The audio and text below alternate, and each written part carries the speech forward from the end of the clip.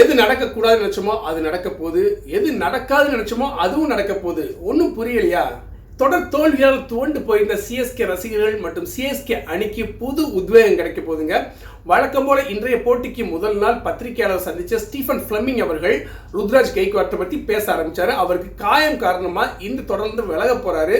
நாங்கள் ரொம்பவே வருத்தப்படுறோம் அப்படிப்பட்ட ஒரு பேட்ஸ்மேன் இழக்கிறது அப்படி சொல்லி முடிச்சு வருத்தம் கொடுக்கக்கூடிய ஒரு செய்தியை சொல்லுவார்னு பார்த்தா அதுக்கப்புறம் சொன்னார் பாருங்க ஒரு முக்கிய செய்தி. இனிமேல் இந்த ஐபிஎல் மீதி இருக்கக்கூடிய போட்டியை வழிநடத்த போகிறது எம்எஸ் தோனி அவர்கள் அப்படின்னு. அவ்வளோதாங்க, சோசியல் மீடியா களகட்ட ஆரம்பிச்சிருச்சு. அத்தனை பேருக்கு மெசேஜ் மேலே மெசேஜ் பரவிக்கிட்டு இருக்கு தீயா ஆமாங்க, இனிமேல் வரக்கூடிய மீதி இருக்கக்கூடிய 9 போட்டிகளை வழி நடத்த போகிறது, கேப்டனாக வழி நடத்த போகிறது எம்எஸ் தோனி அவர்கள். எம்எஸ் தோனி உள்ளே வந்துட்டா டீம் பற்றி சொல்ல வேணும்.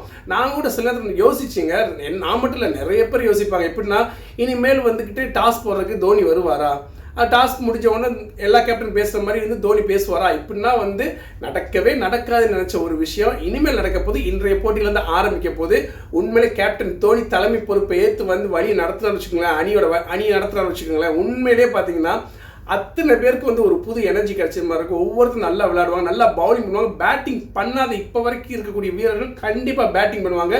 இன்றைய போட்டி எழுதி வச்சுக்கோங்க, கண்டிப்பாக சிஎஸ்கே அணி ஒரு மாபெரும் வெற்றி அடையும். கேகேஆருக்கும் ஒரு பயம் கொடுத்துருக்கோம். எந்த எதிரிக்கு தோனி வரக்கூடாதுன்னு நினச்சாங்களோ, தோனி இல்லை அவர் முடிஞ்சு கதை அப்படின்னு நினச்சாங்களோ, அதே தோனி கேப்டனாக கள இறங்குறாரு.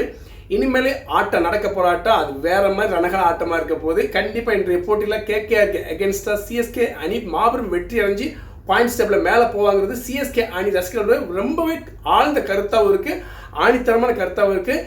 மீண்டும் வெற்றியுடன் மீண்டும் அடுத்த தகவலுடன் பார்ப்போம்.